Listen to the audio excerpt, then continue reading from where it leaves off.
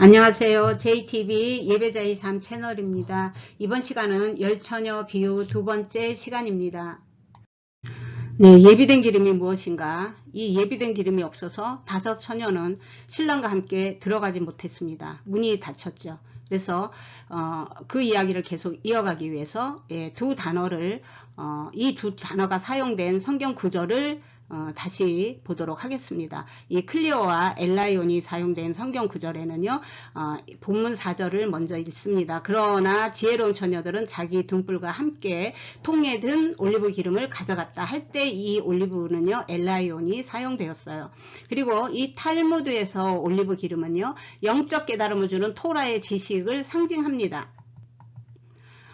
또 이 엘라이온이 사용된 성경 구절로 레위기 24장 2절에 이스라엘 자손에게 명령하여 불을 켜기 위하여 감람, 올리브를 찧어낸 순결한 기름을 4개로 가져오게 하여 계속해서 등잔불을 켜둘지며, 네, 여기에도 올리브 기름, 여기도 엘라이온이 사용되었는데요. 이 용도는요, 성전에 사용된 이 올리브 기름이고, 또 본문에 사용된 올리브 기름입니다. 불을 밝히기 위한 용도로 사용이 되었음을 알 수가 있습니다.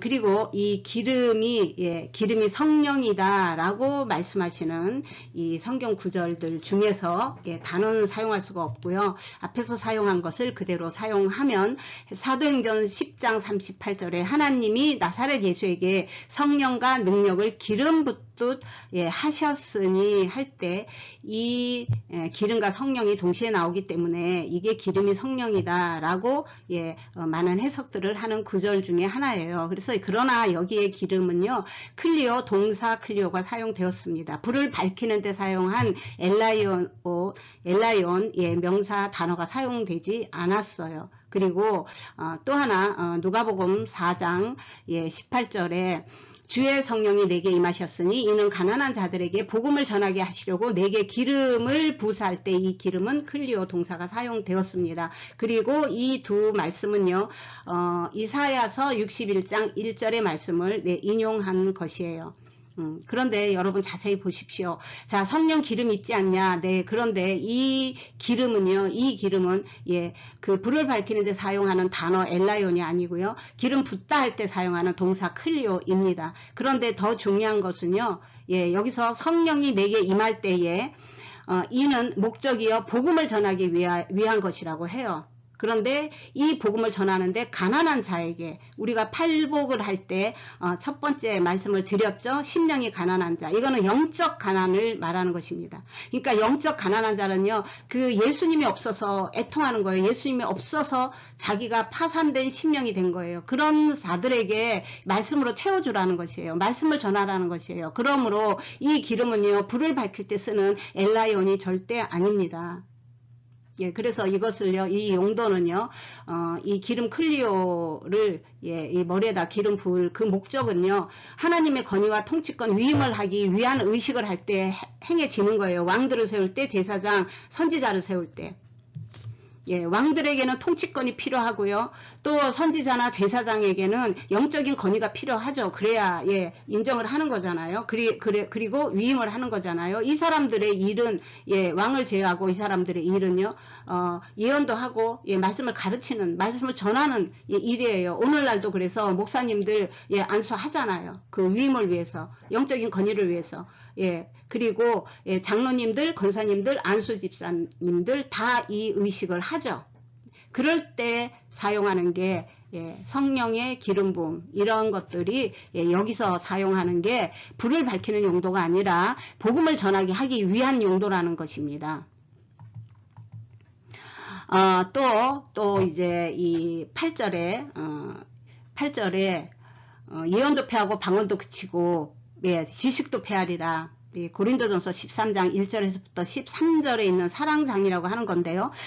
이 말씀을 이해하기 위해서는 먼저 이 시대적인 배경이 필요합니다. 이 열처녀 비유가요. 신랑을 맞으러 나오라는 소리를 듣고 열처녀가 다 깨어났어요. 그러니까 그 신랑은 재림 예수님입니다. 그리고 신부는요. 오늘날의 성도들이에요. 그리스도인, 그리고 이 교회를 뜻하기도 하죠. 그러면 우리가 예수님이 지금 예수님이 오시는 그 배경을 상상을 하시고 주님한테 쫓아나가갖고 빨리 이제 주님을 만나야 되잖아요. 그럼 그때 우리가 이 성령이라고 하는 게 맞을까요? 말씀이라고 하는 게 맞을까요? 그걸 한번 생각해 보셔야 됩니다. 이 올리브 기름은요, 이 불을 밝히는 것은요, 토라의 지식을 의미한다고 말씀을 드렸어요. 근데 이 또 성령은요, 성경은요, 여러분 성경은 하나님의 성품이 들어가 있는 집약체입니다. 하나님의 매뉴얼이 들어 있어요. 이 말씀에. 그래서 이 성경 말씀을 그대로 내가 받고요. 그리고 그대로 따르고 지켜온 하나님의 자녀만이 그날에 신랑이 오는 길에 앞에 섰을 때 그 사람 안에 들어있는 성분과 요소들로 인해서 빛이 저절로 나는 것이에요. 아마 빛의 밝기도 다를 수도 있어요. 그런데 이게 우리가 뭐 빛을 뭐 어디에 붙이고 뭐 이런 것들이요. 이게 설명하기 위한 비유라는 걸 알으셔야 돼요. 유대인의 결혼 문화를 배경으로 해서 그 시대의 사람들이 그 말씀을 듣고 있는 사람들이 이해하기 위해서 이 대상이 제자들이라는 걸 알으셔야 됩니다. 모든 사람에게 하는 얘기가 아니에요. 이 제자들의 일이 뭐죠? 제자들은 오늘날의 목사님들이에요. 성경 공부 가르치는 분들이에요. 그런 분들은 지금 성령을 준비해야 됩니까? 말씀을 준비해야 됩니까? 만약에 이것이 예수님이 올 때에 만약에 성령이라고 하신다면요. 성령이 충만해야 하신다고 하면 오른편 강도가 또 이해할 수가 없어요. 오른편 강도가 너는 오늘 나와 함께 낙원에 있으리라 말했어요. 그 오른편 강도가 성령이 충만해서 그렇게 말했을까요? 그렇지는 않은 것 같습니다. 그리고 이 요한일서 4장 7절 11절에 하나님은 사랑이심이라 이렇게 말해요. 그래서 13절에 보면 그런즉 믿음, 소망, 사랑 이 세 가지는 항상 있을 것인데 그 중에 제일은 사랑이라 라고 말씀을 합니다. 바로 이 사랑은요 하나님의 본체예요. 하나님의 근원이에요. 구속사에 있어서 사랑은 바로 키워드가 됩니다. 그리고 사랑이라는 이 단어는요 히브리 관점으로 보면요 바친다 라는 뜻이 있어요. 이것은 말에 앞서서 내 행동, 그러니까 나의 이 믿음으로 이 말은 이 성경 말씀을 그대로 믿음으로 받고 내가 행동으로 옮기는 거잖아요.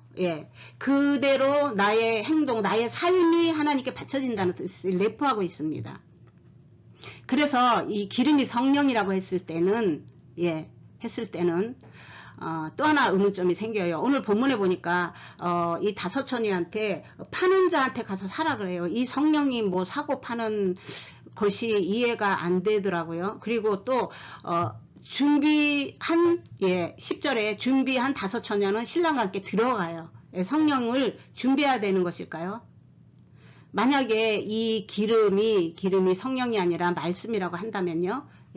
차라리 말씀이라고 하고 나면 오히려 더 해석이 잘 됩니다. 저는 말씀이지만 기름이 성령이라고 하시는 분들에게 이거는 그냥 제 생각이에요. 만약에 기름이 성령이 아니라 말씀이라고 한다면요. 늘 우리가 말씀 준비하잖아요. 주일 일주일 설교하려고 우리가 말씀 준비하잖아요. 그리고 부흥 강사님들 말씀 준비하잖아요.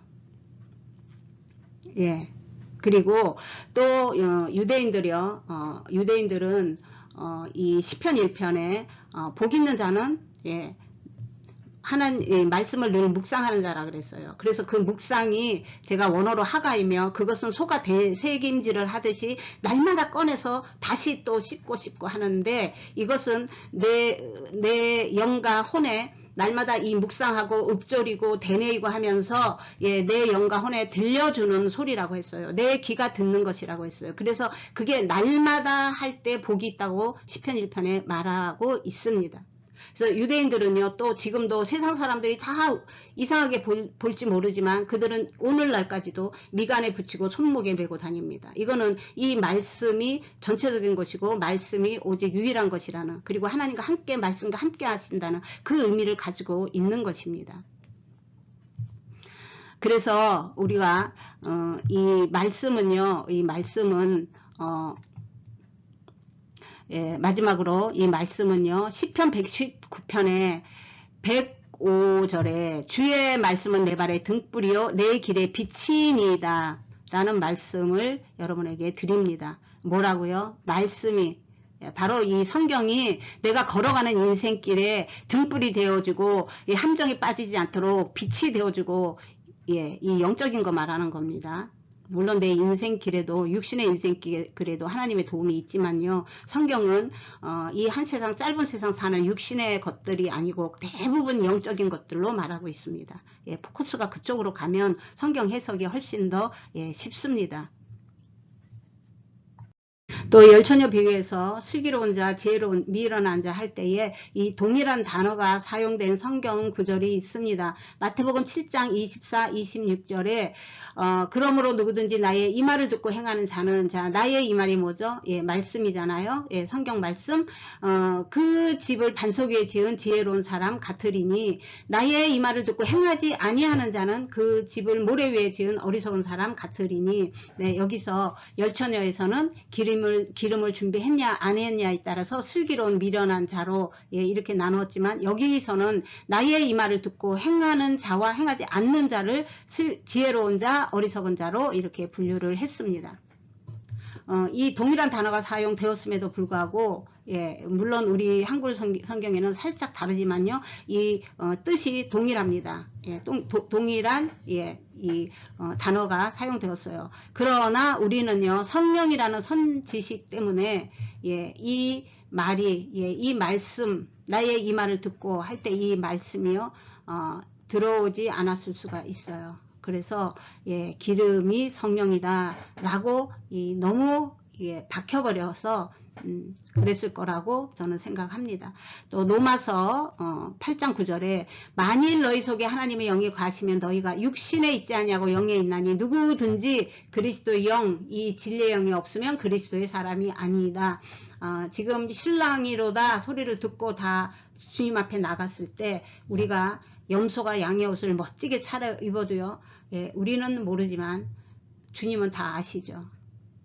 그래서 우리는 교회 안에서 그냥 다 자라게 뒀습니다. 그냥 두어라. 예, 추수 때에 알곡과 가라지를, 예, 분리해서 알곡은 곡간에, 가라지는, 예, 불에 던진다고 말씀을 하신 것처럼 말이에요. 그래서 우리가 혼인잔치 들어가려면 그리스도의 사람이어야 해요. 여기까지 하고요. 이제 본문으로 돌아가도록 하겠습니다. 우리가 지난 시간에 6절까지 했습니다. 이번에 7절, 8절에 이에 그 처녀들이 다 일어나 등을 준비할 새에 미련한 자들이 슬기 있는 자들에게 이르되 우리 등불이 꺼져가니 너희 기름을 좀 나눠달라 하거늘, 이걸 이해를 돕기 위해서 그 당시에 유대 이 문화가요, 그 시대의 형편이, 유대인들은 그 당시에요, 여분의 기름을, 통에 기름을 넣어가지고 다니는 거는요, 일반적인 일이었습니다. 그러므로 이 미련한 처녀는요, 처음부터 기름통에 기름을 준비하지 못한 게 아니라 알면서 안 한 사람들이에요. 예. 오늘 여기 7장 본문처럼 말을 듣고도 행하지 않는 자인 거죠. 말을 가볍게 여기는 거죠. 그 하나님의 말씀에 무게를 두지 않는 거예요. 그러나 슬기 있다 하는 것은요, 늦게 올 것을 알고 신랑이 꼭 올 것을 믿음으로 믿고 미리 대비하는 것을 말합니다. 우리가 신뢰가 없는 사람, 살아가지 않는 사람 말을, 예, 우리가 귀담아 듣지 않거나, 예, 그렇게 무게를 두지 않는 것처럼 이 미련한 자는요, 주님의 말씀에 신뢰하지 않았어요. 주님을 사랑하는 사람들이 아니에요. 그리고 이 기름을 준비한다는 것이, 이 나의 말을 듣고 따른다는 것이 어떤 결과를 가져올 거라는 것을, 예, 중요하게도 생각 안 했을 뿐더러 그 진가를 알지도 못했어요. 그것 때문에, 예, 자신들의 미래가 지옥이냐 천국이냐 갈림길에 서게 된다는 것도, 예, 깊이 있게 인식하지 못했던 거죠. 그래서 이 7장 이에 그 처녀들이 다 일어나 등을 준비할세, 네, 여기까지는요 동일했어요. 열처녀가 다 일어나서 등을 준비했는데, 예, 준비했는데, 예, 여분의 기름이 없었던 거죠. 그래서 여기에 준비할세, 등을 준비할세, 이게요 헬라어로 에코스메산이에요. 이 뜻은요 정렬시키다는 거예요. 우리가 주님 앞에 정렬한다, 신부로 정렬한다, 기도로 정렬한다, 이런 말 많이 하잖아요. 예, 주님이 오셨다는 소리 들으면 우리가 모두 다 이 땅 지구 위에 어디서 살든지 간에 주님 앞에 정렬되는 거예요. 지금까지 타고 있던 까만 기름, 그거 가위로 싹둑 잘라버리고 심지를 위로 좀 둬두고요. 그 통에다가, 예, 이 등잔에다가 기름을 더 예비 기름을 이제 그때 채워 넣고, 예, 그게 준비가, 예, 완료되는 거예요. 그리고 주님께로 가는 겁니다. 근데 기름이 준비되지 않은 처녀는 이걸 할 수가 없는 거예요. 그래서 나눠달라고 하는 것도 이게 구원이 절대적인 개인적인 구원이라는 것을 그것조차도 몰랐던 거죠. 네, 그래서 모든 석학들의 말, 모든 목사님들의 말이라고 해도 그거를 구별할 수 있는 거는요, 스스로 성경 말씀을 기도하면서 읽어야 되는 방법밖에 없습니다. 이 마지막 시대에는요, 적그리스도의 영이 믿는 자라 할지라도 넘어뜨리려고 한다는 주님의 경고를 기억하실 필요가 있습니다. 그래서 슬기로운 처녀의 특징은요, 주님이 늦을 수도 있다는 것을 알고 있다는 것이고, 이 말씀을 가볍게 여기지 않았고 언제 오셔도 관계없을 정도로 준비가 되어져 있어야 되는 것이라는 것입니다. 예, 이걸 우리에게 적용을 하면요, 예, 우리는 지금 동일한 재림시대를 살고 있습니다.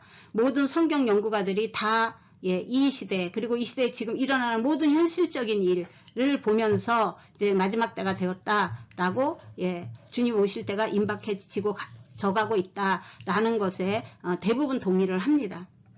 그러므로 우리가 깨어난다는 것은 이 말씀을 알고 이 말씀에 무게를 두고 이 말씀을 믿고 말씀대로 준비가 되어져야 되는 것이에요. 기도 많이 해서 성령 충만함 받는 것도 중요하지만 그보다 먼저 우선되어야 될 것이 말씀으로 충만해져야 되는 것입니다. 그래서 이 마지막 때에 준비가 되지 않는다는 것은요, 그 사람 안에 하나님의 성품이 없어요. 영적인 요소들이 없는 것을 말해요. 그러므로 우리가 우리 안에 말씀으로 충분하게 이 준비가 되면요, 채워지면요, 이 주님이 오실 때 그 안에 심령 안에 있는 것으로 주님 앞에서 빛이 나는 거예요. 드러나는 거예요. 정말로 호롱불에 기름을 넣고, 이거는 비유적으로 이해를 돕기 위해서 설명을 하는 것입니다. 그래서 우리는 모두 다요, 기름 파는 자에게 가서 기름을 사려고 주님 왔을 때 허둥대는 것이 아니라, 그래도 기름을 뭐 사가지고 왔다는 소리도 없지만은, 비우니까 그거는 어차피 필요 없는 이야기들이에요. 그래도 결과적으로 문이 닫혀서 못 들어가는 결과를 기억하셔야 됩니다. 주님이 꼭 오심을 믿고 기름 준비하는 모든 분들이 다 되시기를 주님의 이름으로 축복합니다. 미련한 처녀로 말씀을 정리하겠습니다. 미련한 처녀는 알면서도 기름을 준비하지 않았습니다. 말씀을 믿음으로 믿지 않았습니다. 구원은 개인적이라는 것을 인식하지 못했습니다. 두 번째 시간은 여기서 마치도록 하겠습니다. 열처녀 비유 세 번째 시간, 말씀을 파는 자들에게 가서 사라고 할 때 이 말씀을 파는 자들은 이 기름을 파는 자들이라는 주제로 다시 뵙도록 하겠습니다.